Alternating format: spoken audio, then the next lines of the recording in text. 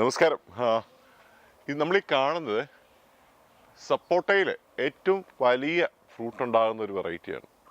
അതായത് മേമി സപ്പോട്ട എന്ന് പറയും. ഇത് കുറേ അധികം വെറൈറ്റി ഉണ്ട്. ഇത് പാൻറ്റീന്, മകന, അങ്ങനെ കുറേ വെറൈറ്റികളുണ്ട്.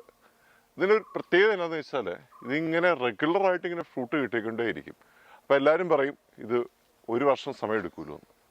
ഫസ്റ്റ് ഫ്രൂട്ട് മെച്ചുറാൻ ഒരു വർഷം സമയം എടുക്കുമെങ്കിലും ഇതിങ്ങനെ റെഗുലറായിട്ട് ഫ്ലവർ ചെയ്യുകയും കായാവുകയും സെറ്റാവുകയും ചെയ്യുമ്പം നമുക്കൊരു വർഷത്തിൽ അത്യാവശ്യം നല്ലൊരു ഓളിയും കിട്ടും. അതിങ്ങനെ എല്ലാ വർഷവും കണ്ടിന്യൂസ് ആണ്.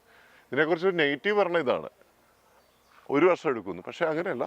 ഇത് നമ്മൾ തെങ്ങൊക്കെ ആണെങ്കിലും ശരി, ആദ്യം കൊലച്ചു കാ മെച്ചുറായിട്ട് 8 മാസം 9 മാസമൊക്കെ എടുക്കും എന്ന് പറഞ്ഞ പോലെ ഇതും ആവും. ഇത് നമ്മുടെ അമേരിക്കയിൽ നിന്ന്, ഫ്ലോറിഡയിൽ നിന്ന് കളക്ട് ചെയ്ത ഒരു വെറൈറ്റിയാണ്. ഫ്ലോറിഡയിലുണ്ട്, ഓസ്ട്രേലിയയിലുണ്ട്, മെക്സിക്കോയിലുണ്ട്. അവിടെയൊക്കെയാണ് ഇത് കൂടുതൽ കാണുന്നത്. 1 കിലോ തൊട്ട് 3 കിലോ വരുന്ന വെറൈറ്റി വരെയുണ്ട്. വളരെ ടേസ്റ്റി ആയിട്ടുള്ള ഒരു ഫ്രൂട്ടാണ്. ഒരു പഴത്തിൽ ഒരു സീഡ് ഉണ്ടാവും. സീഡ് മുളപ്പിച്ചും അതുപോലെ തന്നെ നമുക്ക് ലെയർ ചെയ്തും ഇതിൻ്റെ തൈകൾ ഉൽപ്പാദിപ്പിക്കാം.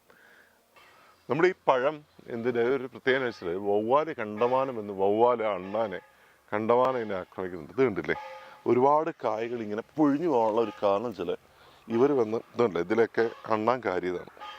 നമ്മളെന്നാ വെച്ചാൽ ഇതിനെ വലയിട്ട് സംരക്ഷിക്കേണ്ട ഒരു അത്യാവശ്യ കേസാണ്. ചുരുങ്ങിയ നമുക്കിപ്പോൾ താഴെ നോക്കിയാൽ തന്നെയാണ് ഒരു 10-60 കായെങ്കിലും ഇതുപോലെ പൊഴിഞ്ഞു കിടപ്പുണ്ട്. ഇത്ര ആയതാണ്. ഇതിലാണ് അണ്ണാൻ വന്ന് കയറുന്നത്. അതുകൊണ്ട് കാരണം വെച്ചാൽ അവർക്ക് ഇതിൻ്റെ അകത്ത് സ്വീറ്റ് ആയിട്ടുള്ള കുറച്ച് ഫ്ലഷ് കിട്ടും.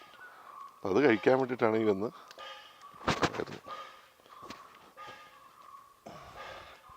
സപ്പോർട്ടയുടെ സീറ്റ് സാ സപ്പോർട്ട പോലെ തന്നെ, പക്ഷെ അത് മെച്ചുറാക്കി നല്ല റെഡിഷ് ആയിരിക്കും.